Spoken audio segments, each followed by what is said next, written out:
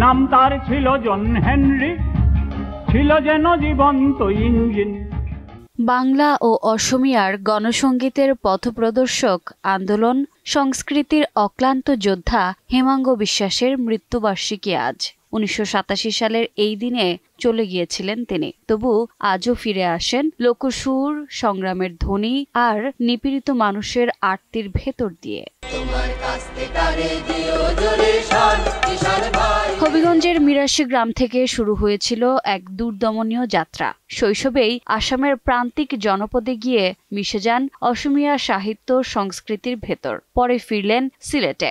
১৭ বছর বয়সেই নিলেন স্বাধীনতার ডাক। সাম্রাজ্যবাদ বিরোধী আন্দোলনে কারাবাস, যক্ষ্মায় আক্রান্ত শরীর কিছুই তাকে থামাতে পারল না। তার হাতেই জন্ম বাংলা গণসংগীতের প্রথম স্বর। ১৯৩৮-৩৯ সালে বিনয় রায়, নিরঞ্জন সেন, দেবব্রত বিশ্বাসদের সঙ্গে গড়ে তুললেন ভারতীয় গণনাট্য সংঘ IPTA। বঙ্গ ও অসমে গণসংগীতের ঢেউ তুললেন তোমরা কাস্তেটারে দিও শান, বাজবো বাজবরে, জন হেনরি, শঙ্খচিলের মতো গানে। চীন থেকে ফিরে লিখলেন যুগান্তকারী চীন চাই আহিল। গ্রামে গঞ্জে মাস সিঙ্গার্স নিয়ে গান গেয়ে জাগিয়ে তোলেন মানুষকে। শোষিতের পথে দাঁড়ানোই ছিল তার ধর্ম। জালালি কহিতো